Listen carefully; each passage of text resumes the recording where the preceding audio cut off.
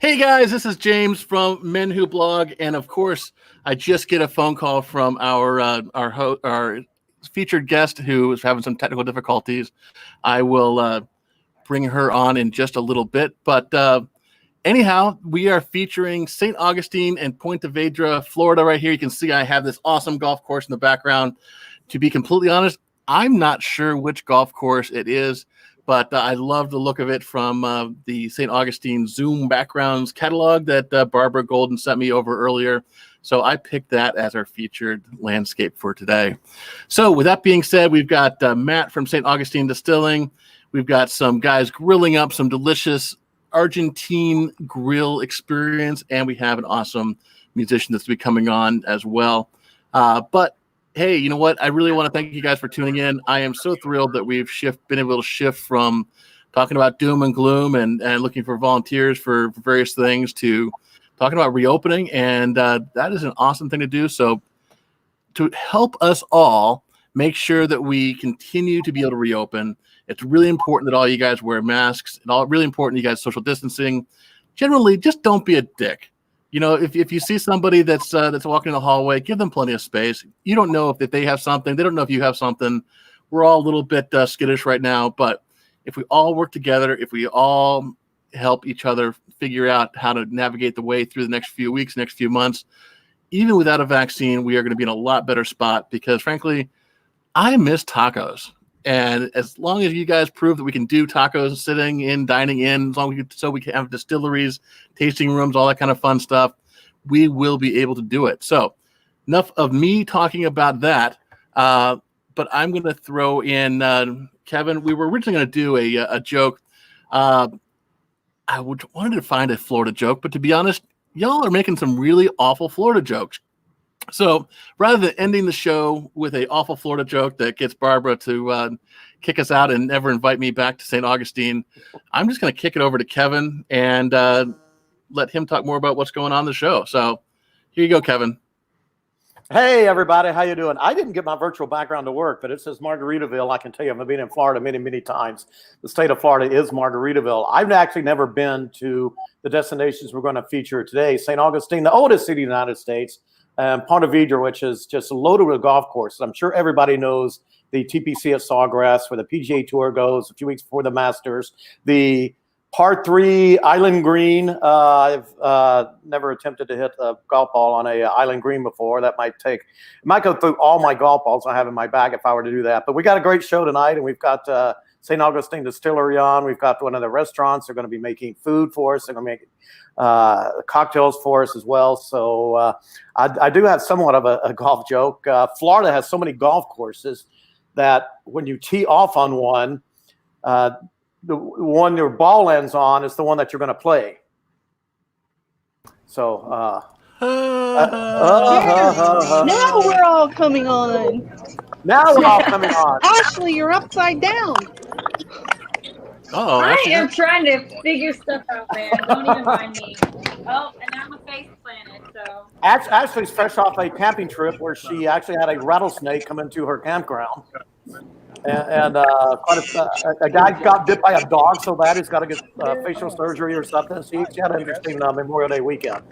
But thanks for everyone for joining in. And I think. I can't hear. Hold on. No, hold on. Give us just a minute. Sorry, we were having a little technical difficulty there. Well, I'm just thrilled that through the power of rum, whiskey, and gin, just like Captain Planet, our powers combined. And not only did we get Barbara, we got some guys grilling up. I don't know what you guys have grilling up over there, but it looks good. I'm sure it tastes even better than it looks. It looks awesome. Well, let's, James, let's toss it to Matt over there at St. Augustine Distillery and tell us what you got going on over there, because I didn't really realize St. Augustine had distilleries. And he just tells us off air that he makes rum, which is one of my favorite types of. Well, and as a shout out to the Golf Hall of Fame, I have to the state of Florida, who people might not know this. A lot of states have state birds. Some states have state drinks. Florida has a state tumbler. And I don't know if that's true or not, but it might as well be, because every time I go to Florida, they always give me a Tervis tumbler. So I hope that the Tervis Corporation is paying y'all well, because they make delicious tumblers. And my wife made this delicious cocktail with your barrel aged rum. It is called the Fountain of Youth, and you guys wouldn't know it, but I'm actually like 95 years old. I drank from the Fountain of Youth in St. Augustine about 4 years ago, I think it was, Barbara. And I keep drinking this cocktail. This cocktail is about 40% pineapple juice, about 30% what do you call it? Ginger ale, and the rest is the barrel aged rum from St. Augustine Distilling. So it is a tasty, tasty cocktail. And cheers to you guys for doing that. But let's talk more about what you guys do and how people can come see you now.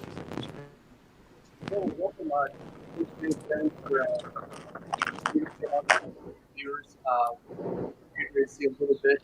Thanks to Barbara for some of the insight that this town has to offer. So I think what we're gonna do Distillery. is we're pulled off the screen. Yeah, I'm sorry to interrupt you, Matt. It's coming through really, really quiet. Okay. There, if you can just mute that stool for me real quick. Is that any louder? If I turn that up? There we that go. is Yeah, much there you better. go. Thank you. Well, anyways, as I was saying, St. Augustine Distilleries, we're going on our 6th year now. We acquired this building about 8 years ago. Phil McDaniel and Mike Diaz are the co-founders. They had a vision, and they teamed up with some local people in town. So it's not a bank-owned company. It's just a bunch of locals that got together and had a good vision. And we took this old building. It was built in 1917. It was one of the first commercial ice plants in Florida, actually. And it took a little bit of elbow grease, but we refurbished it. We restored it. We've won almost, actually 5 now, National Preservation Awards on our building. And it is our home. We take pride in it. We get a lot of visitors that come through. Since the whole COVID situation, it has slowed down a little bit, but we're starting to see people come back out now, which is a good thing. Florida's opened up for business, and we're ready. So it's exciting. As you mentioned, our rum, it's a really good pot distilled rum. It is made with Florida molasses. All of our ingredients that we put into our spirits are Florida based, or as much as we can find. For example, our bourbon is one of our flagship award-winning spirits. It is made with Florida corn, Florida wheat, and we use molasses, which does come from barley, which does come from up north. That's the 3rd ingredient in our mash bill. And it's been a great bourbon. It's Florida's first bourbon, actually, since on record since Prohibition. So we've been pretty happy with it. Excellent. Florida's That's first awesome. bourbon since Prohibition. Wow. Yeah, we're enjoying it. So, like I said, So- we do a lot of things, so it's good. So are you saying that there was distilling in Florida not completely legal during Prohibition? I think that's probably the case in any state. It's probably, Well, God bless those gentlemen and probably a few ladies as well for keeping the pardon the pun, but keeping the spirit alive. I like it. And I like it too. Well, I'm actually drinking. We featured Ezo Distillery Spirits, this mezcal last week, and I decided to make a margarita out of that today.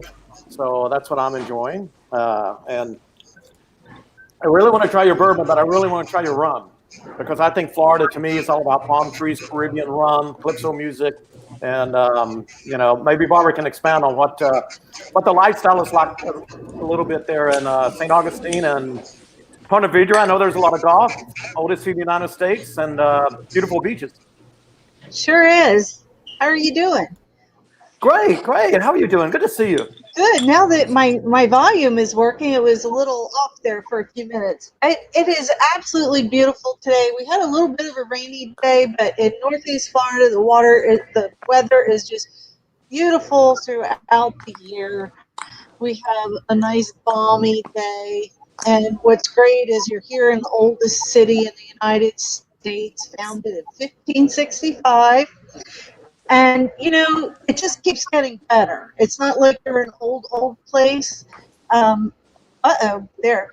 I'll tell you, it just the community here has done a lot to enhance our history and make things so much more appealing. The storytelling, the experiences, and not only do we have beautiful outdoors, but we've got not only do we have amazing history, we have beautiful outdoors and big, wide open spaces, and the coolest people you'll ever know. There's such a great sense of community here.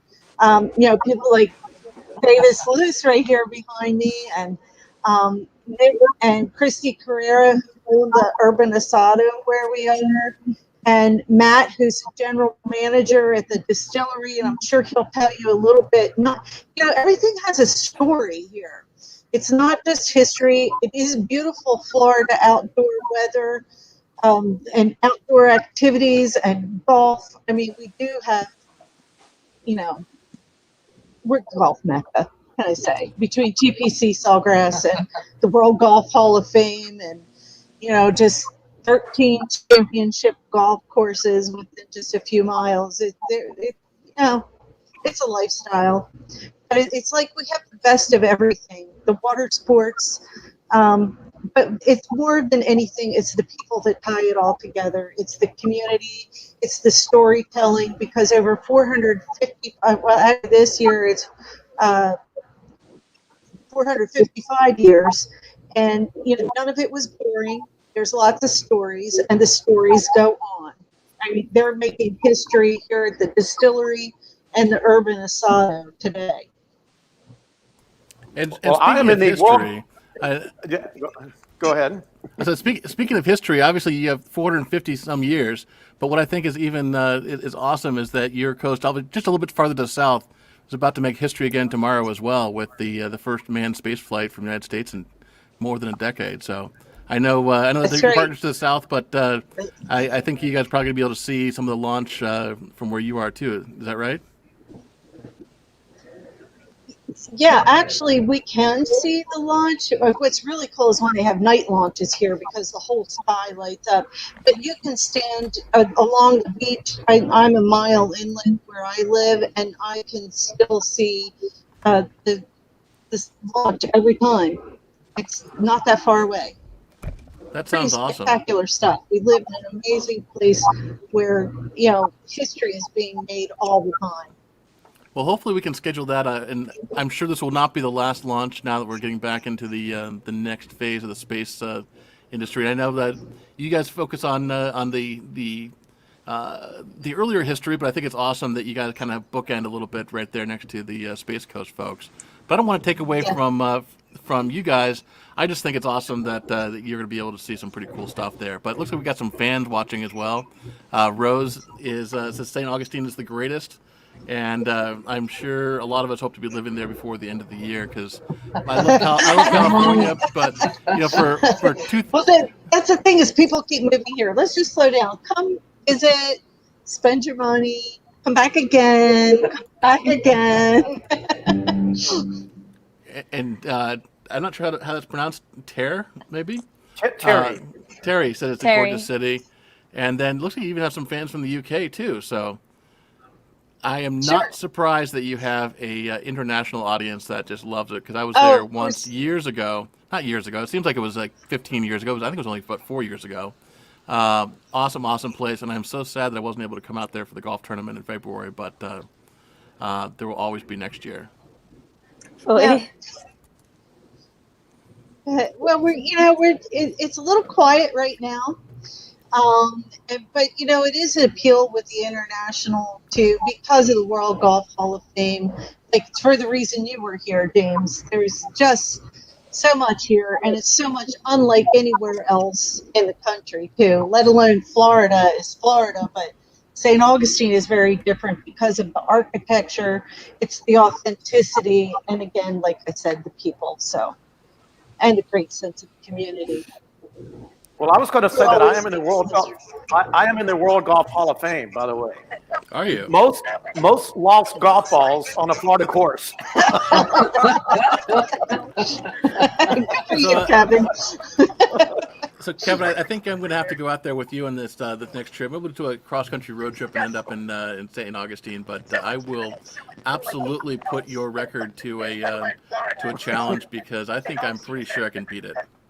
Well, Florida has a lot. I don't know how it is in Ponte Vedra area at St. Augustine, but Florida courts is traditionally very narrow and have a lot of water. A lot of water. So that helps build up my lost golf ball count, which I hit all over the place anyway. So Well, you'll have to someday come play the 17th hole. That'll give you a little water. we can take up the whole hour show of me trying to hit it on that green. Yeah, Man.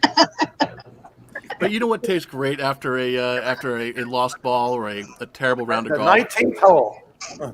Yeah. Whether that's at St. Augustine Distilling or at Urban Asado or one of the other awesome bars. I'm sure you have some great bars that everything at the World Golf Hall of Fame was really nice that I got to experience. But I'm sure you have tons and tons of other great bars and restaurants in St. Augustine that I didn't quite get to visit. yeah, we did. Actually, the food scene, and and I'm going to let Matt talk a little bit about the cocktail scene here because the distillery was really kind of the catalyst for that. When founder Phil and his partners Mike and other community members, they founded it. Can you talk a little bit about that, Matt, and the cocktail scene here? Absolutely. 6 years ago, 7 years ago, let's just say, it wasn't a really big scene. The craft cocktail movement was just starting. If you went to get a cocktail or a drink in St. Augustine, 8 years ago, if you went to just a bar and got a brown and ginger or something. But this building, when they acquired it, we teamed up with the ice plant, which shares the building, and it was the very first craft cocktail bar that was in the area. And there are some exceptional bartenders there, and their cocktail list it's amazing. It's still in the old vintage building. They're in the two-story part, which was built in 1926. That was the modern ice making facility, and they still stuck with that ice theme. The bar restaurant is called the Ice Plant. Shares the building with the distillery, and we have a great partnership. They use a lot of our spirits in their cocktails, and it's definitely changed a lot in the past few years since this has started. You'll start to see a lot of other bars popping up and adopting these new craft cocktails and making some really good ones. Definitely become more of a foodie and drink town in the past 8 years, which you'll see probably in a little bit. You'll see Michael from Michael's Tasting Room and the Urban Asado over there. They're doing this great thing where they're cooking outdoors, and they're really bringing to life a different side of this town that was kind of stagnant for a while. It's definitely come alive, so it's exciting. What kind of crowd do you what kind of crowd do you usually get? Are they couples, single people, young fun? Are they kind of people that just like to sit there? Are they people that like I know we got some music ready to go, but what kind of general people do you get that go out to your bars in the area? It's all ranges. You'll see the young college group. You'll see the boomers. It is people that you'll see is out here at our distillery. You'll see couples that come in and they'll do a nice little tour and see what we're doing. You'll get bachelor or bachelorette parties. Oh, now you're talking. There's dog friendly. So you'll see just all kinds of groups of people coming to the distillery to taste. Last year we had pretty record numbers. We were actually one of the most toured distilleries in the country. We had more visitors to our distillery than Maker's Mark. 154,000 people come through our distillery last year. Wow, that's amazing. Wow. You must be doing something right. It's the community's gotten behind us. They definitely are behind us because of the great things that we do for the community. We built our second Habitat House. We were just getting ready to start our third Habitat House. And until we had to kind of put the brakes on it with the whole COVID situation, but we're excited to get back out there. We do a lot of different donations to organizations in the community. It was Phil and Mike's and really every employee here. It's our commitment to making St. Augustine the best town we can through our actions. And that's what we strive for every day. So. Fantastic. Well, I'd love to talk more about kind of some of the ways that you're adapting to open up and some of the more. Some of the changes you've made, but I see David's waiting there really patiently And I'm sure he would love to play. I would love to hear his music. I heard a rumor that he's actually he looks young, but he's actually getting on fire, doing some work with some guys in Nashville too. So That's correct. before he sings, I'll let him kind of talk more about some of the stuff he's doing. I'm really excited to have you join us, Davis. Well, thank you guys for having me. Real cool being here with y'all. So what are some of the things that you're working on? Barbara gave me a quick briefing, but I want to make sure that I think you could tell us more about what you're doing than I could by repeating what she told me. Well, I just turned 18 years old. I just graduated high school, and I've just released my first album. It's Wow. called The Next. Yeah. There's a lot going on. There's a lot going on. It's 11 songs, all original. It's called The Next Lonesome Road. You can find it on iTunes, Spotify, Google Play, all of your streaming sources. There's a few songs on there I wrote with a buddy of mine out of Nashville who wrote Alan Jackson's first #1 song, Here in the Real World. And he's written some for Jimmy Buffett. He wrote Mama Breeze for Jimmy Buffett and a bunch of other songs. So we've got a few co-writes together that are on there. And my good buddy Marty Stewart, who played with Johnny Cash for a long time, wrote the liner notes to the album. And so we're just moving right along. I think that sounds awesome. I feel completely inadequate here at 40. I wish I was only 40, but I'll just go with that and say that I'm only 40. You drank out of the fountain of youth, so day over 40, so that works. But That's funny. that's amazing. I'm really thrilled because a lot of times us old farts talk about the damn kids these days, and you're kicking ass. So I'm really impressed. And do you have a website? I know people can find you on iTunes, like you said. Do you have a website as well? Well, you direct people over to my band Facebook page, Okay. Davis Loose and the Loose Cannons. You can find us there, or if you just look me up on Instagram, Davis Loose, Loose, you will find me there as well. Sounds good. Well, I really want to hear some of your music, so if you're ready, let's kick it. Well, I'll do one I wrote with Mark Irwin that's not on that album, called The Man I Want to Be.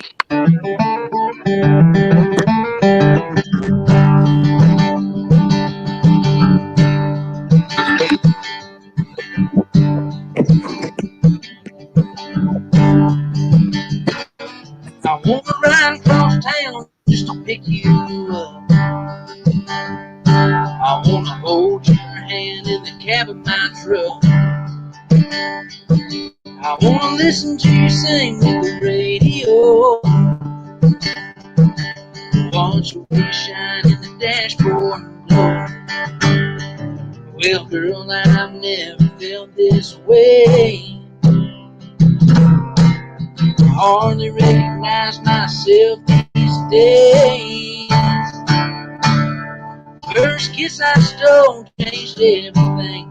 Feels so good, it's the damnedest thing. Now it happens every time you smile at me. Feel brand new, it's plain to see. You make me the man I want to be. You make me the man I want to be.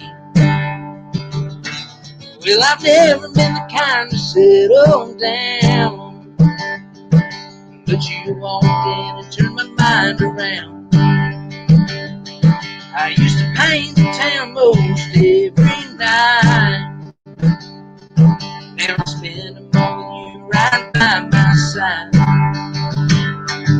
First kiss I stole changed everything. Feels so good, it's the damnedest thing. Now it happens every time you smile at me. Feel brand new, it's plain to see. Well, you make me the man I want to be. Yeah, you make me the man I want to be. Well, it feels so good that you're loving on me. Well, you make me the man I want to be.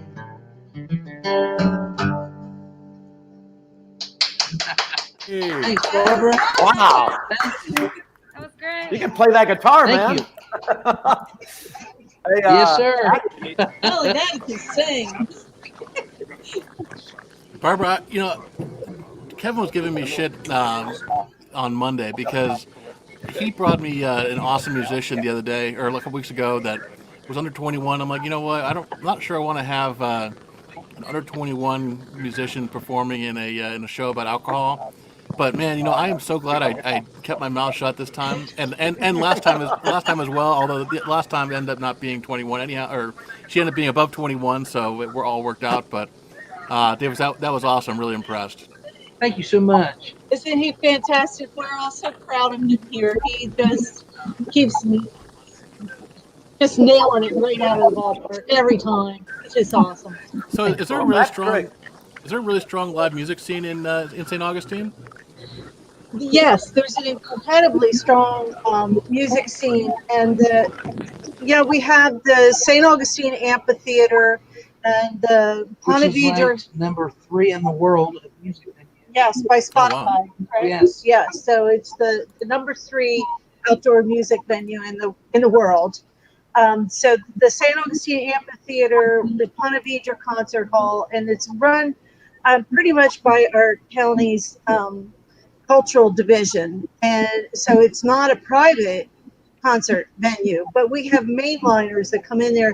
And not only that, it's the strong music community that supports it, which Davis is part of, and the distillery is also a big part of that. We have a music festival here in September called the Sing Out Loud Music Festival, which the distillery is always one of the major sponsors of that, because the owners and the community of the distillery is such a strong proponent supporter of the arts and music. So they have sponsored videos about each of these performers, and in September during this festival, and we're hoping that we're online. I hope so. We'll see what happens for September That this might year. just be the one big shindig, Right. one big get together. It might, but usually it's like every weekend through the month of September, there's a series of free concerts, and there's a lot of our local music performers. There's like 200 free concerts in the month of September throughout St. Augustine, Ponte Vedra, and the beaches. Oh my goodness! So we have a very robust music scene here. Along with that is our food, and Nick and Christy have really done a great thing with setting the stage for the food, with creating the urban Asado. Yeah, let's bring some of that to the forefront. I can smell that meat cooking over here. Can you smell that fire cooking? Might as well. Hold on a sec. Let's make sure. Hey, Nick. Well, that looks awesome back there. I think Nick is going to chime in and talk to you here. So, folks, this is the magic and the challenge of internet streaming, where Barbara can walk from one pane to the other side, but it is so much. Oh. Style barbecue grills. He's talking to us. Around wood fire grilling and Hey, Barbara, can you have him talk a little louder? Talking to basically, this is where our fabrication studio. Yeah, he's on a little delay too. We are sitting on the San Sebastian River, where the shrimp boats and fish boats come in and bring the fresh catch. So when Christina and I were able to get in here and start doing our nuclear Asado, we knew that we wanted to have grills set up to be able to do things with the community, because the backdrop is just too cool to be just not utilizing it. And so a few years ago, I met Chef Michael Lugo, and we started kicking around the idea of taking what we do and what the chefs do. We good? Okay. So anyway, we wanted to kind of pair up what we do with our grills and with what the chefs do, and kind of put on grilling exhibitions and asados. And for those of you who don't know, asado literally just means barbecue. And so we kind of, over a little bit, Michael and I just sort of put together this concept of bringing in other chefs in the community to basically kind of showcase what's going on in the local area. So does it sound any better now? Good. Okay. So anyhow, now I want to go ahead and introduce Chef Michael Lugo. Michael's of St. Augustine. Hello, you guys. I'm Chef Michael Lugo. Mike's down downtown. This is 2006. As Nick was mentioning, we got together over a year to decide how we can better work together with this grills in the community. Jointly put together a group of chefs. Started a thing called the Chefs Collaborative. We have over 260 local chefs from St. Johns County in the areas. And we get together Sunday Asados. We also get together and do community outreach. We have a food drive coming up this Sunday. But most importantly, we get to have fun and grill together here with the community. I don't know if anything else you'd like to cover or. Yeah, I think we're going to just go back to that first part. I think our mic volume was down. Anyway, I'm Nick. It's okay. This is our Hey, you know what? I'm gonna actually have to cut them out a little bit because I would love to be able to hear them. I would love to be able to taste them, and it's just the audio is dropping out too low, so I don't want to lose folks. But is it possible that that Chef Michael could maybe come closer to the mic? Let me bring him in here. Or that works too. Okay, let's do that. Hey, Michael, can you come step inside? Well, Ashley, tell us about your camping this weekend. Tell you about what? Ashley. Yes. Well, there you go. Ashley, tell us about your camping this weekend. You saw a rattlesnake.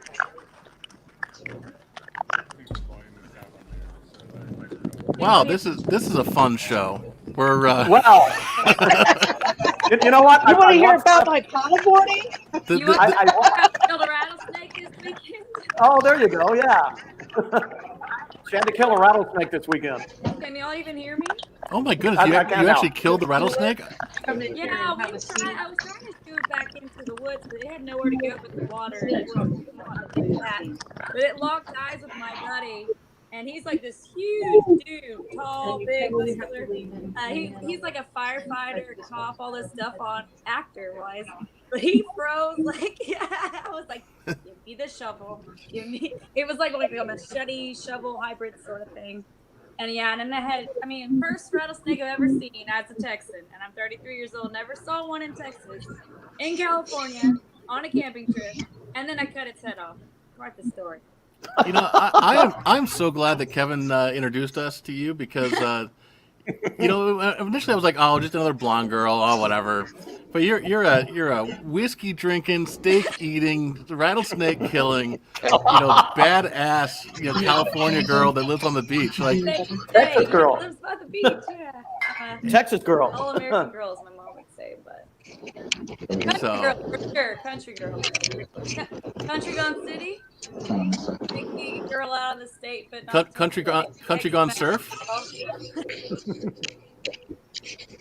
Yeah. But no, that's awesome. And actually, I was talking with our friends over at Bullet about how much you like Bullet. So I'm trying to get you some whiskey. But it looks like Barbara, do we have Chef Michael all set up now? Yes. Excellent.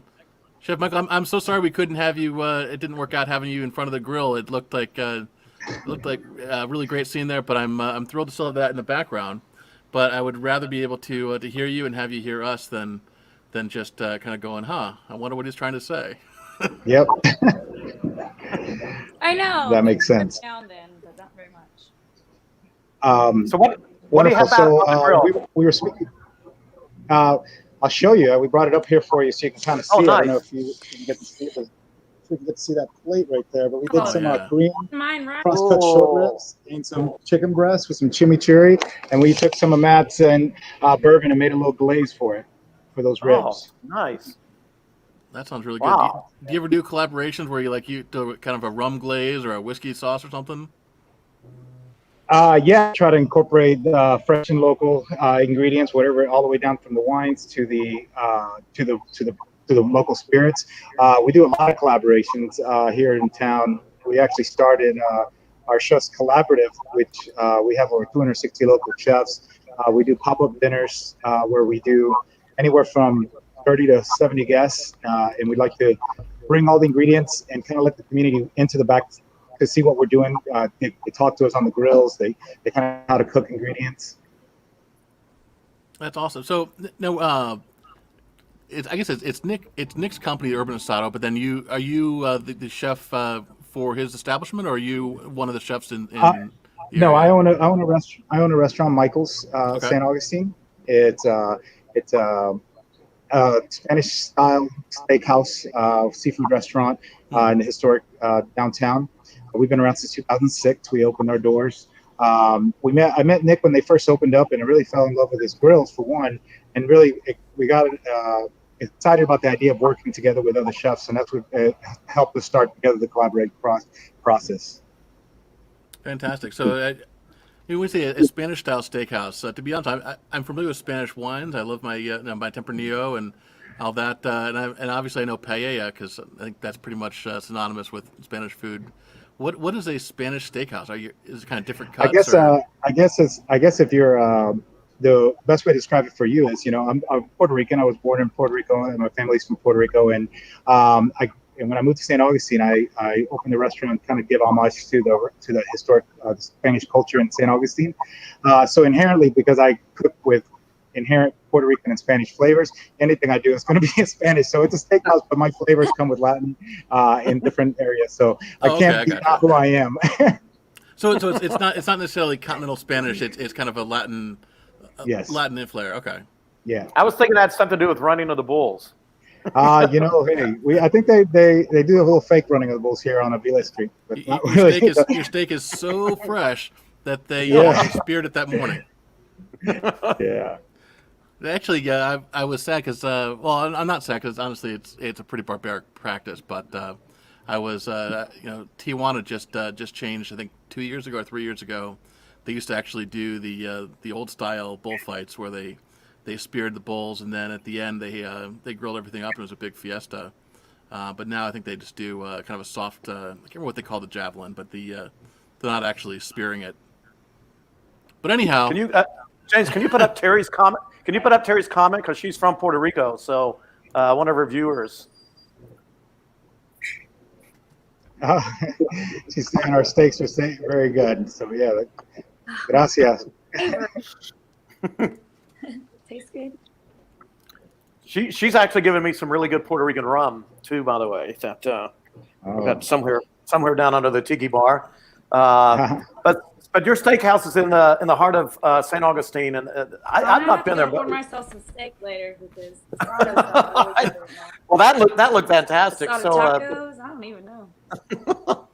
That grill looks fantastic. So yeah, I'd like to reach out and get Nick to come over here in front of the mic and tell you a little bit about his grills. He's really a world-class designer and creator of these grills. They're a really neat, unique process, all fabricated here in St. Augustine. Really high quality stainless steel. He ships them from all over the world. So I don't know if he's going to come over here. He can get online. He can get over that. Awesome. So I want to burn it. switch over to. Hey, Nick, let's hi. We'd really be doing something if we could get the steaks and all virtually sent to us right here, so we could actually sample them. Great. I don't know. If I'll make you jealous if I eat one of these. Oh yeah. Yeah, go ahead. Yeah, go ahead. Don't hold back. Don't hold back.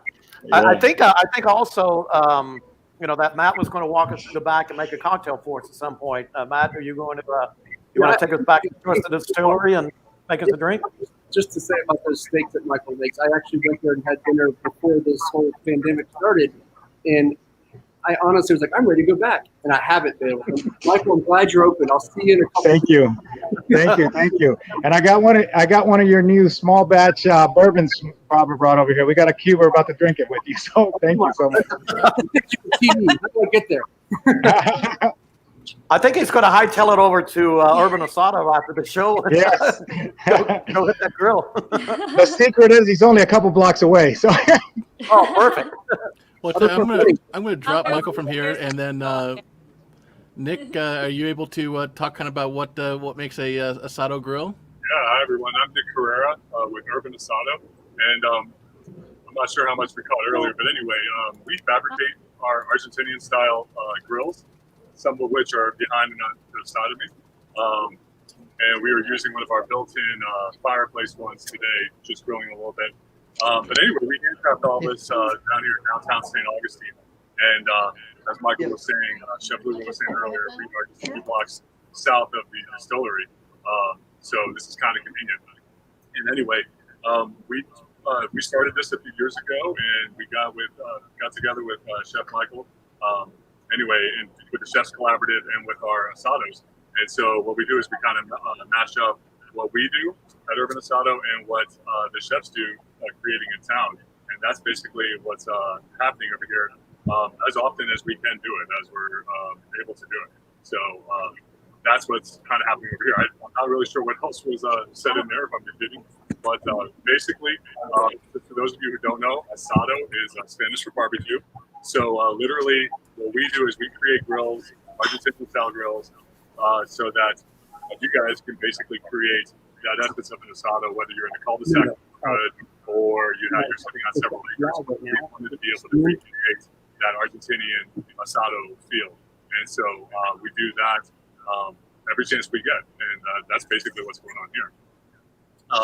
This signature component, actually I'll show you over here on the cleaner grill, this is what makes an Argentinian grill, an Argentinian style grill, is the grill surface actually channels juices to a drip pan. So when we're grilling, we're able to capture the juices and repurpose them by basting the meats, whatever, or use the unit on the vegetables. This helps to reduce flare-ups, but it also helps for us to capture the flavor. And a lot of our grills we designed, they are basically centered around wood fire grilling and lump charcoal. So they can be used as a charcoal grill or raise and lower them for added heat control. And you see down there, we're burning wood in the back and producing embers to grill with. And again, we can mix that with premium lump charcoal and be able to grill for hours and hours. And that is the heart of what these grills can do. So hopefully that came through. That's awesome. Wow. And are you located on the water? Do I see a bridge or something in the background? Yeah, we are. This is our backdrop. We are right where the fish and shrimp boats come in with the fresh catch. And so when we got in here 4 or 5 years ago, whatever it was now, we just knew that we couldn't waste it. You know, we wanted to have basically a place where people could come. We could bring the chefs in, different restaurant owners, and sort of collaborate and do something cool for the community every chance we have. And so this backdrop just really lends to it. It's really, really unique. Now, if somebody wanted to order one of your grills, what are they looking at as far as price wise? I'm sure they're not your typical Weber grill, picking up a Walmart kind of product. Yeah, they are all of our pricings on our website. They're all fully welded stainless steel grills. We basically fabricate them to be heirloom pieces. They're going to be grills that you're leaving to your favorite kid. Not that we have a favorite kid, but we have a favorite kid. We build them to last. So basically go on to urbanasado.com and you'll see all of our pricing on the Buy Now page. All of our pricing includes shipping throughout the contiguous United States. So there aren't any surprises in that respect. And we build them for it to be the last grill that you need to buy. That's awesome. Well, I dream of having one of your grills one day, and actually I dream of having a loft or even a better house where I could actually store one of your grills. But I love that brick. That's just absolutely beautiful, and the location. Well, we do freestanding grills like the ones that's kind of behind me over here. These are style grills. We have several different sizes. We do asado crosses, which kind of like what most people think of initially with Argentinian style asados is a whole animal on a cross. We do those, so for like whole pigs, whole lambs. But basically, we like to say, experience grilling because basically this is more than just cooking outside. This is really being able to develop flavors, have a lot of fun with what you're doing. You're not a bystander. You're really getting after it. Now I'm looking. I just put your website up there on for the rest of you guys, but there's one product in there that I'm really curious about how exactly it works, and that's that one where it looks like you have a pile of wood and then kind of a slanted hook with a bunch of other hooks to hang things on. Is that for smoking sausages or something? Or That's our cross, and that is literally you could put large cuts of meat or whole animals like pigs, lambs. We've done porchetta, we've done pork belly, like we've also done like salmon on planks. And so what it is it's an open fire roasting method that produces incredible flavor because you're getting the full essence of the wood as it's burning, and creating all those flavors coming from there. And it's just it's sort of how I describe using the Asado cross is we don't bury the show. Like when we're doing a pig or a lamb, all of our guests are able to be part of the process. It's a really fun way of doing it. That's awesome. Well, I can't wait to try one in person. It looks very similar to kind of the theory behind it. Anyhow, the Santa Rosa style barbecue we have out here in California with the platform raising up and down, which I'm guessing is probably a shared lineage with the Spanish colonial kind of process. Yeah, it is. Those typically those are round rod grates, but it does have the. Whoop. Looks like we lost Nick, but anyhow, Nick, we will bring you back on as soon as your internet connection unfreezes. But it looks like we have Matt and I'm not sure. Good. There we go. Oh. Is he frozen too? What's up? Well, anyhow, let's kick it over to. And on that, let's just take a drink. Yeah, exactly. I'm down for drinks. Everyone, this is Clark. He's our. I think I just have. He's one of our many great employees that we have here at Augustine Distillery. I can describe bourbon no better than Clark. Clark is the most knowledgeable person that I know when it comes to bourbon. He's going to show us how to make a little classic cocktail the old-fashioned. And now that I'm hungry after looking at all the lovely food over there, I'm getting thirsty. Me too. He's going to help us out there. Y'all can hear my stomach is rumbling really. All right, so my name's Clark. I've been with the distillery 3 years actually. I celebrated my anniversary in quarantine. But I absolutely love bourbon, and pretty much as soon as I found out that this distillery was here and that they were working on making some bourbon, I was like, that's where I'm going to work. So I've been here for 3 years, and one of my favorite things that we've ever done is make a classic natural old-fashioned, but do it the easy way. We're using all the traditional ingredients. It's really just muddled up sweeteners, bitters, and orange peel. It's like having a glass of bourbon that you just season with a few other things. And there are a lot of people that try to say that a cocktail is going to cover up a spirit, which in this case in particular is absolutely false. Bourbon is already very, very, very durable, and the old-fashioned is a great way to complement that bourbon flavor with just a few other things just to round it out, give it a bit more texture and layers to it. But it still drinks like a really nice, strong drink. So essentially what we have is an old-fashioned mix, which is all natural. It's Florida golden cane sugar, gentian root, and cinchona bark act as the bitters and natural preservatives. There's real actual orange peel in this mix, and it was actually aged in our used bourbon barrels. So it still has a lot of that really great vanilla oaky quality to it. And, people come in here, they like to smell it. And honestly, the way that I can describe it, it does smell like Christmas. And I don't mean it smells like something you would get at Christmas. It smells like pine trees, like the actual holiday Christmas. It has really nice cinnamon and caramel notes to it. And the truth is, it's a really small bottle, but you don't need a lot of it. Like I said, it's meant to be a really strong cocktail. So just getting right into it, we're going to do one part of this mix. And people ask a lot, what is a part? It's really whatever you want it to be. It could be a thimble, could be a bucket. Depends on what kind of Tuesday you're having. We're just going to go with one part of that mix. And then for the real star of the show is going to be today our Florida Straight Bourbon. This is our flagship spirit.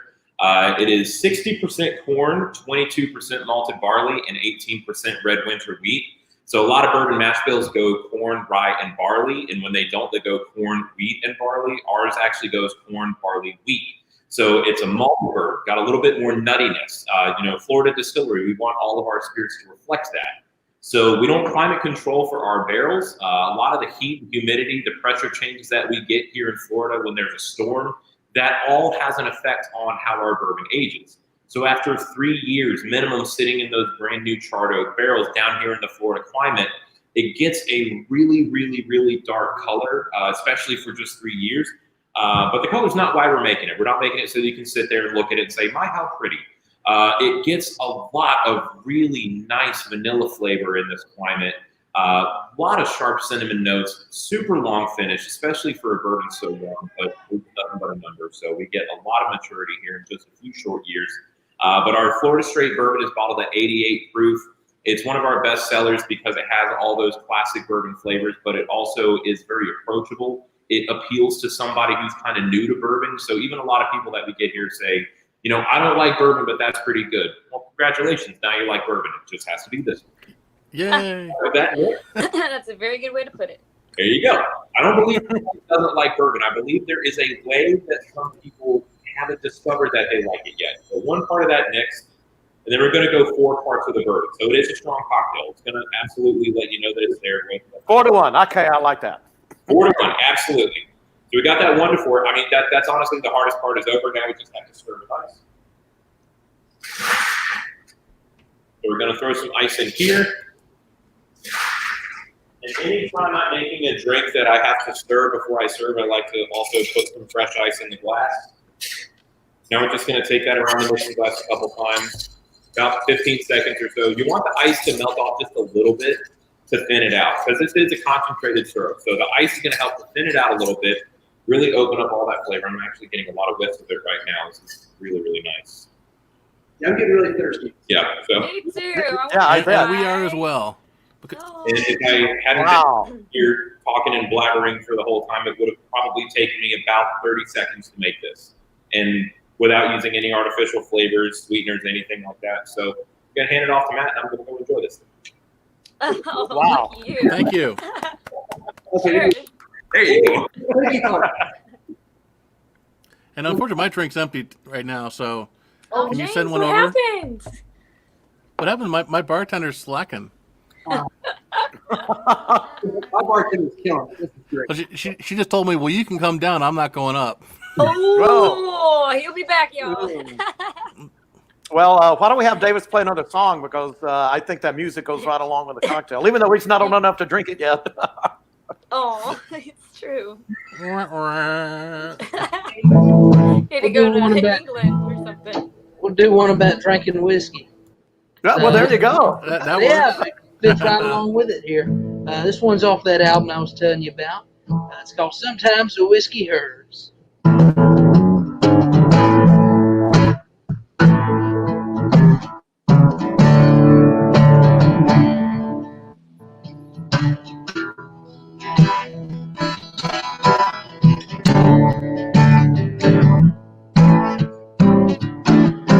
Sometimes the whiskey hurts, yeah, and sometimes the whiskey shines, and sometimes it ain't strong enough to keep you off my mind.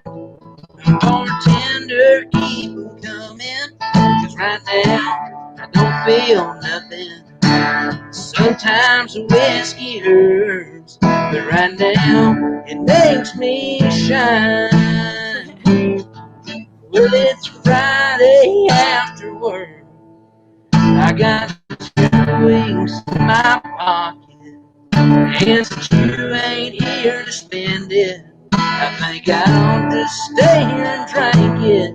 Well, this bar stool that I'm sitting on is as warm as your loving arms. Well, I'm handing in my keys and ain't picking up the telephone. Well, sometimes the whiskey hurts, yeah, sometimes the whiskey shines, and sometimes it ain't strong enough to keep you off my mind. And bartender, keep 'em coming, 'cause right now I don't feel nothing. Sometimes the whiskey hurts, right now it makes me shine. Good.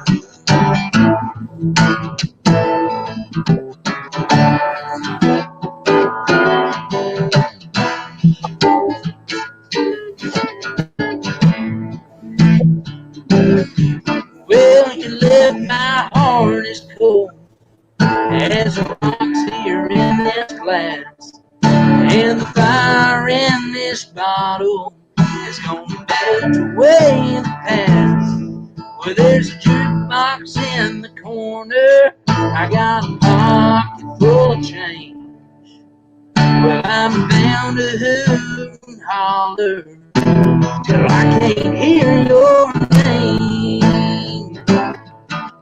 Sometimes the whiskey hurts, yeah, sometimes that whiskey shines, and sometimes it ain't strong enough to keep you off my mind.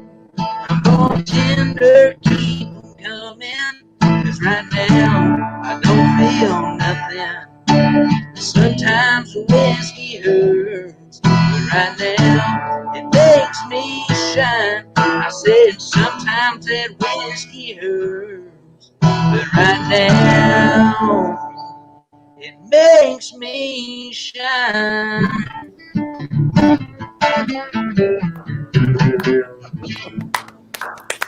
Now wait a minute. Are you sure you've not been in a bar before? Because That was very unique. That was- Considering I've never heard anyone say whiskey makes them shine. So you know. I've never heard an different. 18-year-old sing that well about whiskey. I was like, have you ever had whiskey? Because I'm pretty sure you would have been using your telephone. I'm just pretty sure. You know, Hey, whatever mama don't know won't kill her. or the government or the police or anybody else. this guy's wise beyond 18 years old. Yes, sir. They just gave you the right lyrics. And you know, you're like, oh yeah, this is what it's like. And you're like, yeah. Well, I I sing it picked real that. good. Right? Mom and dad own that's right. Yeah, that's pretty much right. But mom and dad own a restaurant here in St. Augustine, and we had this guy come in one night, Oh, you drunk off the Israel. Yeah, inspiration, right? And he come in and he looked at me and just said, boy, sometimes the whiskey hurts, but sometimes it really makes you shine. I said, there's a song in that somewhere. So I sat down and wrote it. Song cred. And to be fair to anybody who's watching this going like, well, that kid shouldn't be drinking. Well, first of all, you're a prude, so go to hell, stop watching our show. But second of all, just to be fair, he could have had a cruise to the Caribbean or something like that where you can drink at 18 if your parents give it permission. So that is true. Europe, you know, and in Europe. Or in Europe, yeah. So he could have gone to Yeah. Europe then. It's Plenty of just people not do that in Thailand. They go to Thailand. well, they can do a lot of things in Thailand. We're not going to go in there. No, like all the Brits come to Thailand because they can drink at 18. Yeah, Long yeah. Story. Full moon party. Ja. Well, that's great stuff. And your twang just fits right into Nashville music too. That's just, you know, that's pretty fun. That's a great whiskey song. Yeah, So that guy, I'd love to have was you that on guy shining again. that night or not? What's I was that? going to say, was that guy shining that night or not shining that night? The drunk that went in your restaurant. He was shining when I saw him. I wasn't sure about later. Well, I was like, was he wearing a shiner or was he really glistening? I mean, you know, I'm No, very he was curious just about what he glistening. meant by Yeah. shine. Yeah, no, he was just glistening right then. A little sweaty or what? Yeah, a little sweaty. You know. Well, I'm impressed. I hope you can come back on again in the future. I would love to. Although Anytime, I hope you are so We would love to have successful you. that you're playing Thank you so arenas and you're like, you know what? I would love to fit you in, but I just can't do it between playing, Wembley Stadium and Titan Stadium in Nashville. You know, I'd love to come on your show, but Oh my Well, you goodness. call me and we'll make it happen. I'll Yes, be sir. here anytime. anytime you're in San Diego too, let Kevin and I know because we'll take you out and show you a good time. California at all. Hermosa Beach. I'll show you around here. Well, awesome. Well, thank you guys so much. Thank And you. I- That was awesome. Thanks for coming on. And I just got some awesome news from a little bit to the west of you, Barbara. But apparently, just a few minutes ago, Disney World submitted a notice that they're going to be submitting a proposal tomorrow for a phased reopening in Florida. So it's awesome to hear news across the country, across the state of Florida, across the state of California, that slowly but surely things are getting back to normal. And like I said in the beginning, guys, just don't be a dick. Do what needs to be done. Trust the guys. If you walk into a bar or restaurant and the guy says you have to wear a mask, Wear a mask. do Put it. the mask on. Yeah, because it's not about you getting your drink on. I want to get my drink on too. But if you don't do your thing, then I can't do my thing, and that's what this country's all about: is working together and enjoying some That's good right. stuff. That's right. Can you pray God bless America now? I know here. Go ahead. We just opened up in San Diego, sort of, the restaurants and a restaurant bar. So what is the status now in the St. Augustine, Point of Vedra area as far as places being open, being going into? And so we're in full phase one now. So our restaurants are open as long as the menu is 50% food. You can serve alcohol. I know package stores are open, like the distillery is back on with some of their tours, and their package store is open. We have our restaurants are at 50% seating capacity inside. Outdoor seating is available and almost socially distanced with 6 foot between tables, and servers and restaurant staff, they're all wearing masks. The kitchen personnel are gloved and masked. Our hotels are opening. Our short-term vacation rentals are now available. And our attractions are coming back online a few at a time. In fact, I would say we're probably close to about 60% open at this point. And on our website, floridashistoricpost.com, there is a tab on there that you can click on right on the front page. It'll tell you everything that's open and up and running. We are very carefully practicing safe distancing here. The city of done a great job. They have, and the city of St. Augustine has purchased face masks that they made available for local businesses. And a lot of businesses like the distillery, they've had face masks made for their staff, and they're putting their logos on them and stuff. So the trolleys have made them available. If you go into a merchant, if you don't have a mask, they have them available. So we are really asking people that if they, we're doing everything we can. So we're hoping that our visitors will do the same and keep us safe like we're trying to keep them safe. The city has also gone above and beyond and done a couple of other very interesting things. So they're monitoring the sewage wastewater for COVID-19.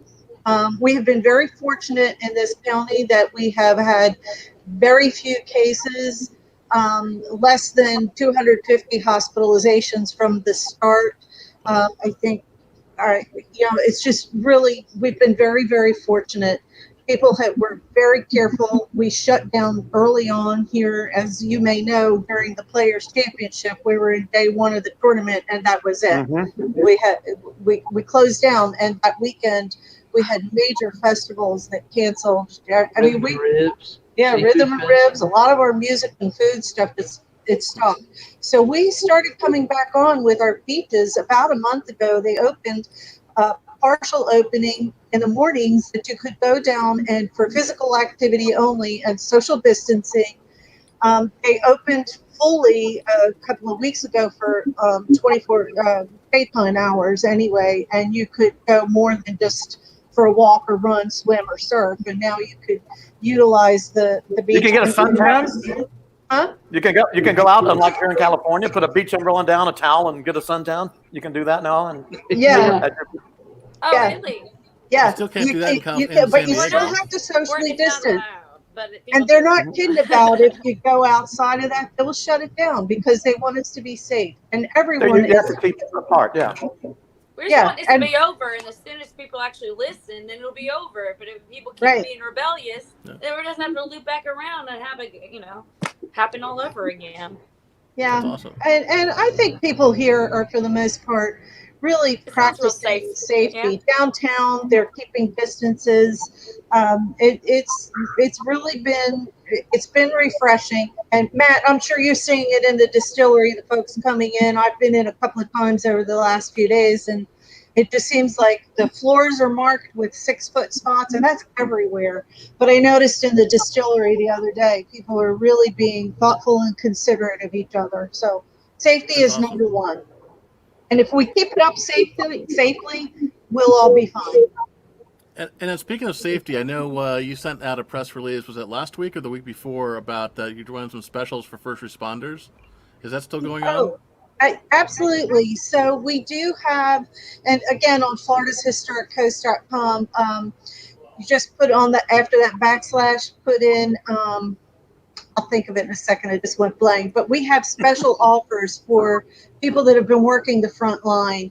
So whether you're firemen, EMT, nurses, doctors, we have a lot of frontline specials on our website just for those folks that are the unsung heroes, and that's what we call the page, the unsung heroes. And there's some really great deals on accommodations with great deal of percentage off, an extra night free for a 2 or 3 night in a couple of places. We're really doing our best to give them an opportunity to come because we have so many big, wide open spaces here that someone can come here and isolate and feel safe. The downtown area, it's big, wide open streets that you can walk. The restaurants are open air, so you have lots of space to dine. The beaches, miles and miles of beaches that are pristine. So it's a great place to come and get a secluded getaway. Awesome. And are fishing charters open too, or is that too close? I'm sorry, Are fishing. fishing- I don't know about any fishing tournaments just yet. I know No, not so much one. the tournaments, but the charters. Do people still come the down and go charters. fishing? Oh yeah. Charters are running. Fishing charters inland, offshore. You can surf fish. You can rent a boat and go out. I mean, there are unstoppable fishing opportunities here. This might be a dumb question. Unstoppable. What is a I'd love to go get some red. charter? What is a fishing charter? I'm sorry, Ashley. What was that? I was like, this is a dumb question because I don't know what. I've never heard of fishing charter. So what exactly is that? So you can go out on. They're professional fishermen, and they make their boats available, and they'll take you out on a charter to go fishing out in the ocean. So this is one of the reasons why this is such an appealing place for food, is because we have an ocean in our front yard. And we have farmlands in our backyard, and everything is fresh year round, unbelievably delicious around here. So, and Ashley, for people like me, whether you go on a charter or you go to the local market, you're going to have local fresh fish. Do they prepare the fish for you on the boat? Because I did go with some fishermen on a boat one. I just didn't know it was called a charter. It was a birthday boat. We're on a boat. Fishing charters are people like me. They'll charter that fish cleaning for you too. See, I love to go fishing, but I don't like to touch the bait. I don't like to cut the fish. Oh my gosh! I just like to hold the line, you were so hold the beer. cool. Yeah, hold the line one hand, hold the beer in the other hand, and sit there. And, I caught something. But God bless. If You and a lot of my girlfriends, you got. I actually like to do it all because I want to be 100% all my credit, And I just got this by myself, I just enjoy being out on a boat with a can, or even better, a case of beer that's ice cold, and then you get the fish at the end. You throw it on an Asado, urban Asado grill, and it gets a nice red snapper. That was a fun you wrapped that right up. That Get a was little great. plank fish going on. Yum! And I'm hungry again. That's one thing. I'm not so much into catch and release, although I respect catch and release. But if I'm going to go fishing, I really like to be able to eat the fish, enjoy the fish, celebrate its spirit, and share it with my buddies. So that's good. I'm getting really hungry now. As many fish typically when I go fishing as his golf balls that are lost. So the opposite of that. Like he's wanting to make a shot on the green. I'm trying to catch a fish and it just never works out. So whatever fish I catch, even if it's like this big, I'm eating it or something. I'm keeping it. If we're going to talk about the one that got away, Barbara, your friend. I know you know Jennifer over on the other side of Florida. Yes, I've actually been fishing with Jennifer. I have not gone fishing with Jennifer, but she hosted us last year, actually almost exactly a year ago, and I was the only person on the boat that caught a tarpon. Unfortunately, it broke. It jumped out of the water as tarpon do, and it was easily a couple 100 pounds. It was a huge fish, and right after it broke, the guy goes, "Oh yeah, you should have let the line out." Well, you told me now. I was just so thrilled to have had something that big. I've never had a fish that big with that much fight where we've had to sit in in the chair and just play with it for 15, 20 minutes. But I guess That's those awesome. guys. I've caught some bass like that. Yeah, and if you do have it too fast, it breaks the line. Yeah. Well, was your bass like 150, 200 pounds? It was long as my arm. So Bass and fishing's bigger all than kinds my of arm. fun. It broke my that line. can be a real workout. Bass fishing. So, Oh, it my broke only my line, okay? It was heavy. My only tarpon experience was out here at the mouth of the San Sebastian River on the Matanzas when a big tarpon jumped out of the water across the bow of my paddleboard. Whoa! Oh my goodness! Traumatized? Did you say on the paddleboard? I stood up, but I froze. So you have tarpon. What was that? I'm gonna have to like Google a picture of It was what this huge. fish looks like because I He have no had to be a idea. 200-pounder. It was huge. I didn't realize you guys had tarpon on the Pacific coast Yeah, or the and Atlantic actually coast. even on the Intracoastal Waterway. And there's certain times a year that they run through here. I want to say that was probably in the fall. So That was a couple of years ago. That's good. Well, you guys can fish all you want. I'm going to be on the golf course losing some golf balls. Okay.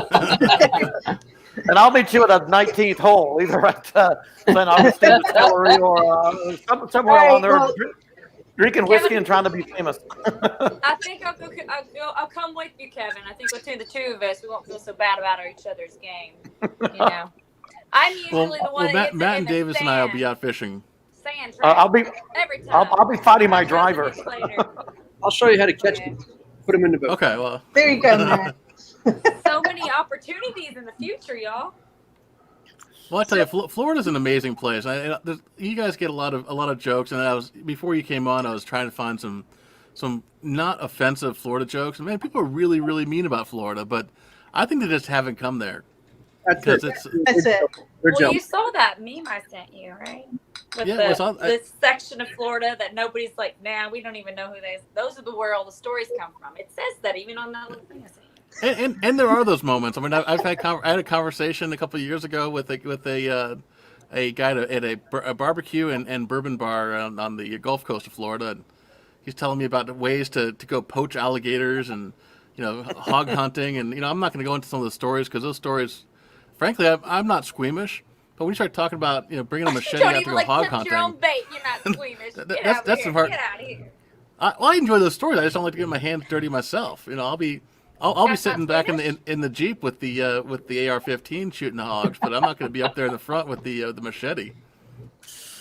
Don't go camping with Ashley. What do you mean come camping with Ashley? She'll kill the snake that's about to attack you. You're welcome. Ashley the snake killer. Ashley the I'm gonna have to listen again to that story. I kind of missed it. I'll tell you all about it. Okay. So anyway, if anyone's watching and wants to know exactly where the area is, I passed by it down I-95 on the Florida East Coast before. But Barbara, maybe you could explain exactly where your area is in Florida. Sure. We are on the northeast coast of Florida, on the Atlantic coast, and we're halfway between Jacksonville and Daytona. So, it's less than probably an hour to the Georgia border. So we are in the northeast part of the state, and this is just a beautiful, incredible area of Florida that is just kind of a little on the hidden radar. It has always been a stopover, but because of the natural beauty and the history and the crazy good stories we have, it's becoming a little more popular. And you have a fort there too, the original Spanish fort from Ponce de Leon, right? And is that on walking distance downtown, or what's right downtown on the bayfront is the Castillo de San Marcos, which is a fort of the fort that was built out of coquina rock, which is our native stone here. It was built between 1672 and 1695 by the Spaniards, and it was actually built to protect the city from all the pirate raids they were experiencing, because this was the northernmost outpost of the Spanish in the Caribbean, and they would, look, beautiful shot of the Castillo. So it's right downtown St. Augustine. I mean, what a setting it is for a beautiful city. And then you have this crazy, gorgeous skyline this, you have the old historic stone Spanish fort, and then we have a Mediterranean style skyline with the rest of the city that goes back to the late 1800s during the Gilded Age. So our architecture is fantastic. And it's one of those things that it really inspires the arts, the music, the food, because of the setting that it is. It's just, when you're surrounded by beauty, you just make more beauty. And there are a lot of pirate museum. I was just thinking, is there a lot of bars named after pirates and stuff, or y'all the anti-pirates? Because you're avoiding it. You're not it's not like it's a really heavy drinking town. It's more along the line of the crafts kind of cocktail and the craft beers and the wineries here.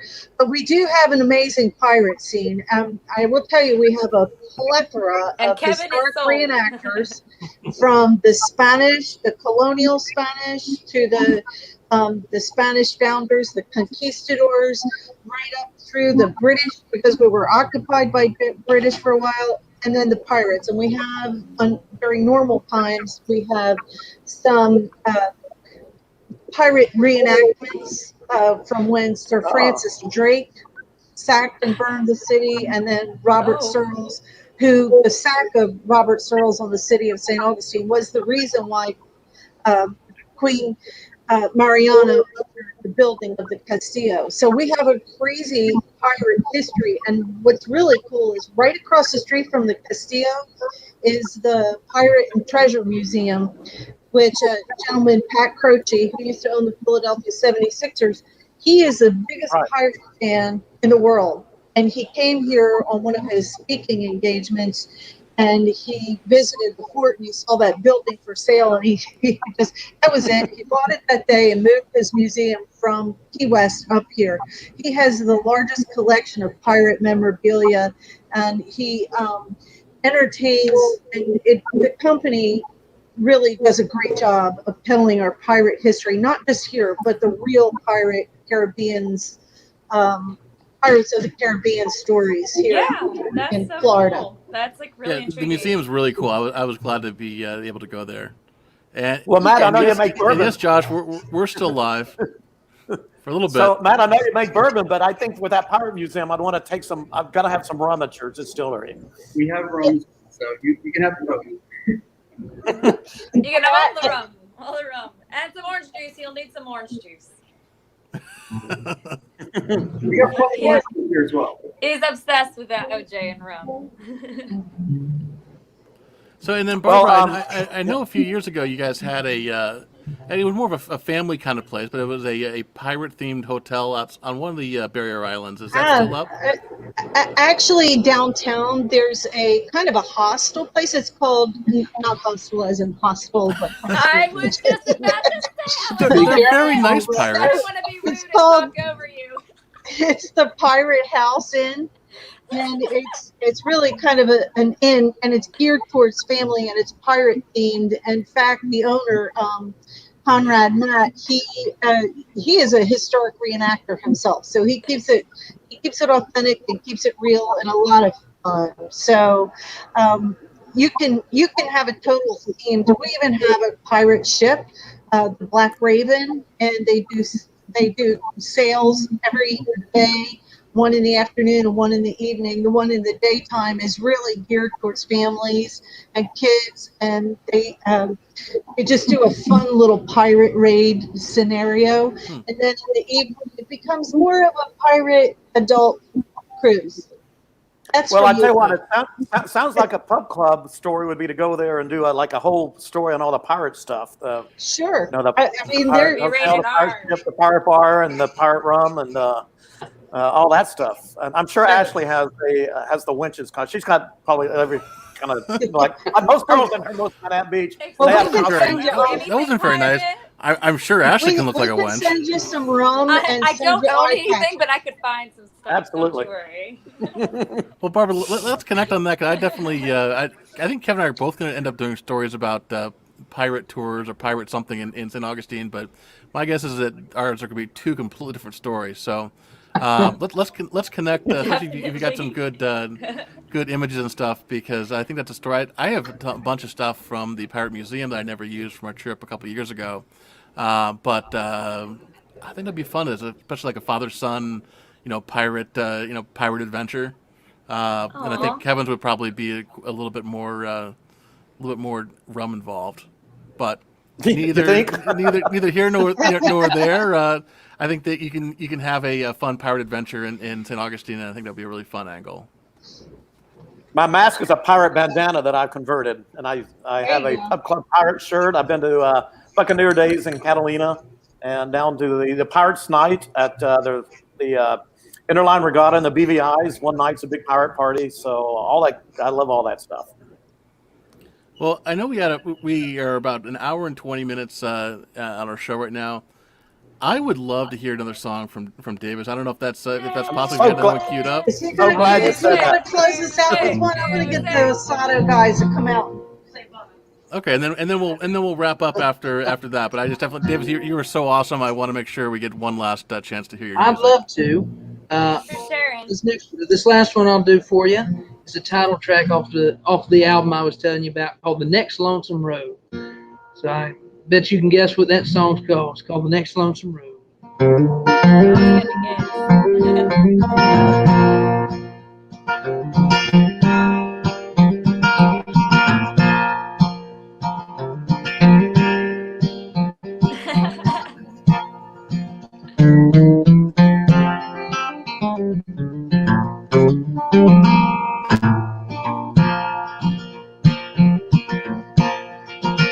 These old boots on my feet, maybe they ain't deep. These old boots on my feet, I'm gonna walk down the next lonesome road.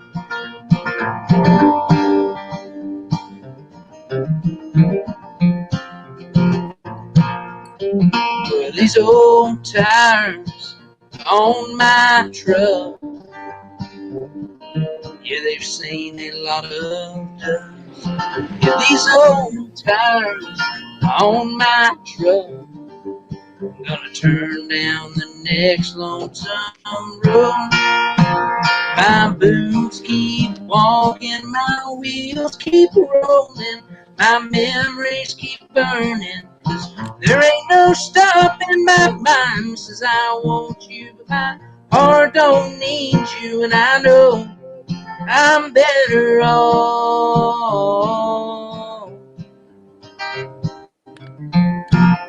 down the next lonesome road.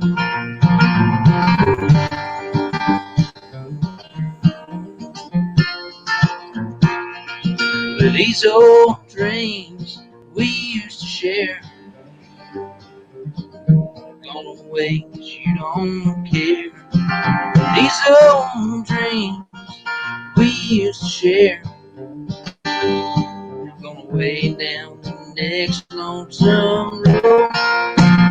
My boots keep walking, my wheels keep rolling, my memories keep burning. 'Cause there ain't no stopping my mind. Says I want you, my heart don't need you, and I know I'm better off down the next lonesome road.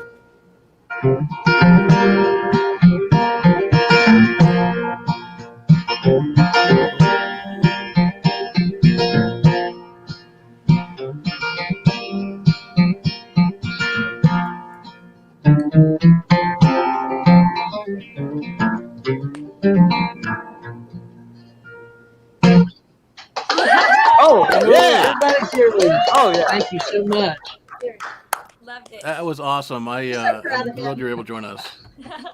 Wow. Remember, folks, when you see him in these big stages and concerts and stuff, and you're paying $150 to see him at a big concert somewhere, you saw him here on the virtual happy hour. Well, thank you, guys. I'm taking all the pictures now of him by our grills so that I can use them. I'm gonna be like, that's right. Well, that's great. It's like, remember I'll us speak for you. when you're here, way cooler in the future. Wow, gee, thanks everyone for joining us. Thank you, guys. Barbara, thanks for putting it all together. You did a sensational job, and she's a Thanks PR for coming to person on the St. ball. Augustine for your show. Virtually. Right on. Okay. We got a lot of reasons to go there, and I just need to be sure and pack a lot of golf balls. And fishing line. And fishing line. Lots of beer, too. Heck yeah. Yeah. And lots of rum. Whiskey. And the beef. Oh, that's Thank you. Thank you very much. And Thank you, guys. Thanks, Bye, all. thanks Matt, for coming on. So, Kevin, what do we have coming up on Thursday? Well, James, if we get it worked out, I am going to go live into one of our San Diego bars at your friend zone and see what the deal is about trying to go into a bar restaurant here in San Diego. Actually, I went this weekend, so I actually know the answer. But it would be great if we could actually go on location and start to do some stuff. If we can go on location and do some stuff rather than just being in here and get out and do stuff. So we're going to do that. You're going to bring on a couple more people to talk about. Just get out and do stuff, man. Come on now. Well, I didn't go camping, so.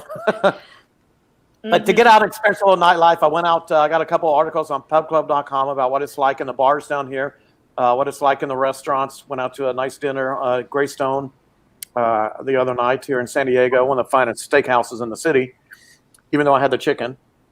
But that was a great experience. The tables are set apart. It's interesting how they've got the bar's stools are removed, but they're putting tables up at the bar so you can actually sort of sit at the bar. But it's a little different world out, and hopefully, James, we can get out there and do something on location. You got a couple people coming in. And we're going to be joined by two. And we're joined by two of our friends from across the country. We've got Mike, the gentleman racer from Texas, who's been out and about. We talk a little bit about how things are opening up in Texas, and then we have one of my best blogger influencer friends, Stacy Connerty and Jason Connerty from almost Alabama, but Atlanta. They are restaurant owners. They have an awesome pizza place in Atlanta that I've been dying to check out. And they were talking about some of the stuff that they're going through as well. So I am absolutely thrilled that we've finally gotten to the point, and it's only been 2 months or 3 months, so it really hasn't been that long, folks. But that we're at the point now where we're talking about opening up as opposed to, shutting down. So thanks for everyone doing their part. I know not all of you guys have been practicing your social distancing or your mask wearing, but I think most of us have been. So I think that's showing dividends. And, do the rules if that's what they want. Then just do the rules. Because like Ashley said earlier, if you don't do the rules, then it gets shut down and it's screwed up for everybody else. So just abide by the rules. Whatever they want, do it. Soon enough that rule won't be in place. So hopefully.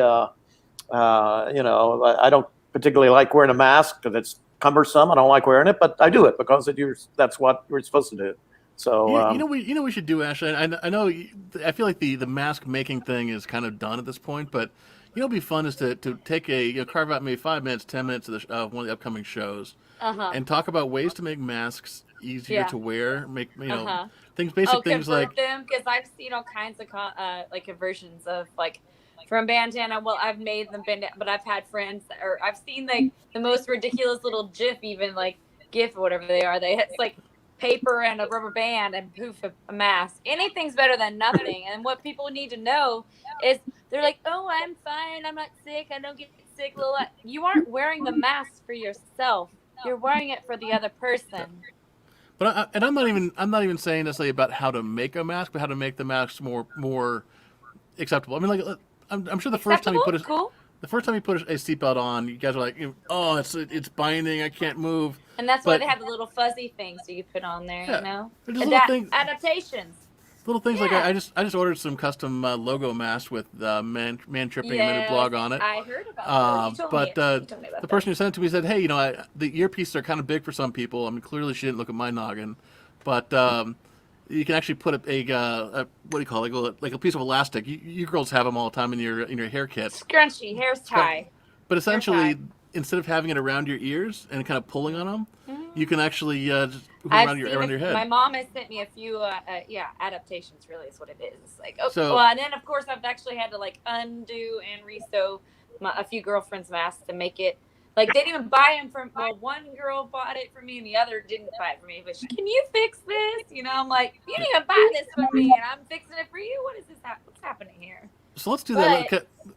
Kevin, let's hit our schedule and look at Matt. Matt's got his mask on. You got a pirate mask? Get closer. Oh, nice. Oh, nice. Oh, there you go. Nice and branded. On the news yesterday, they had one with lips on it. It was really funny looking. I was like, I wonder if that has like a straw hole or like able to eat with, you know. I need something there. You know, Matt, Hi, Terry. When I saw you walk out the door, I was like, "Oh, sweet, Matt's gone. We can go steal his whiskey that you have right there." Well, there's no in this one around. Only you weren't across the U.S., man. And you guys have a good one. When you're in town, let us know. Absolutely, we definitely will soon. And likewise, when you're in San Diego, we'd be like, "Don't you know who we are?" Now we're gonna totally come visit. 100%. And I understand that you've actually sent us some bottles that we'll be featuring it coming up. I'm not sure what date, but I want to say thank you for that. I would love to try it. Augustine. Yeah, y'all Excellent. enjoy, guys. Thank you. All right, have a good night. Bye. Thank you so much. Thank you. Cheers. Cheers.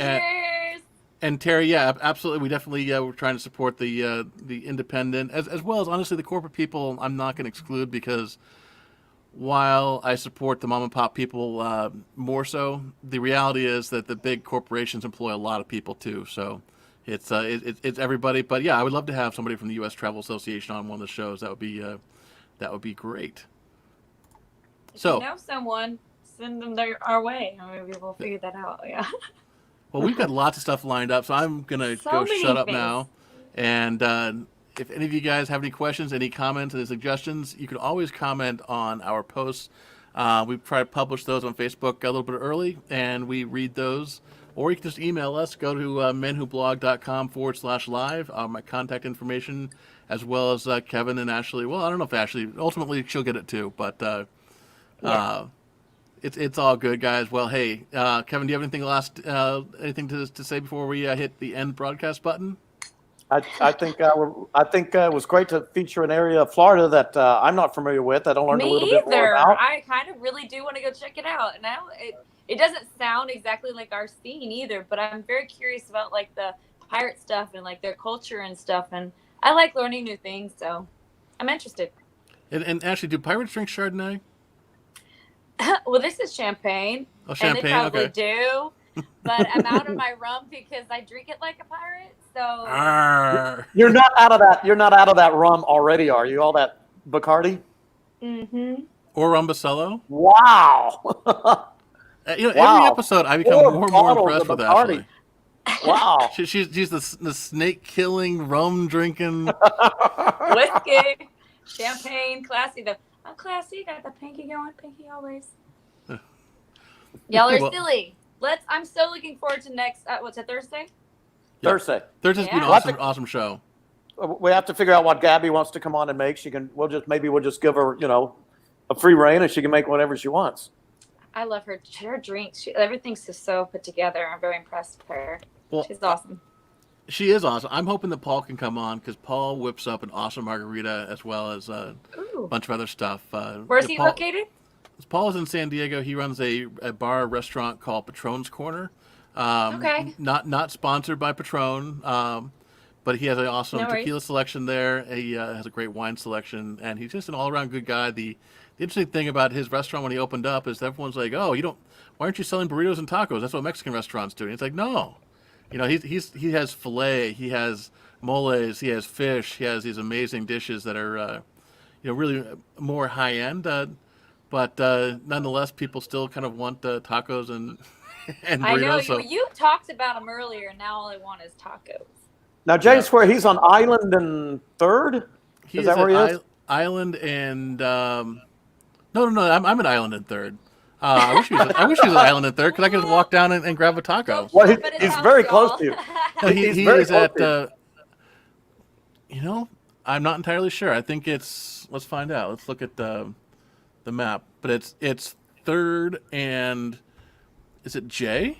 While you thinking about Okay. it, hey, so Kevin, I don't have any plans this week. If you want me to like cruise down and we could social distancely check out some pub club stuff. We keep getting Actually- I get all these memories on Facebook of us I know. San Francisco from exactly last year. And I'm Exactly last year. Asher, if you want to come down, come down.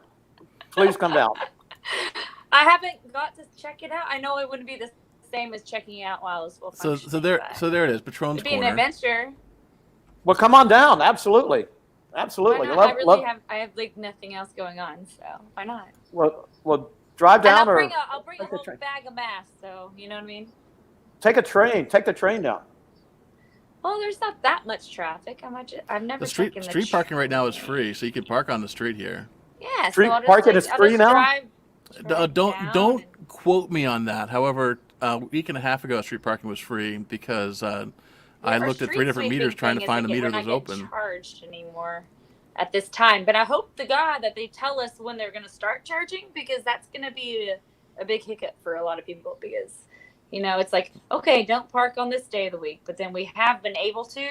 So like they need to make like posters around town saying, hey, this is when we're changing the plans and we're having to go back to the rules, because they're gonna give us so many tickets out. I just know it.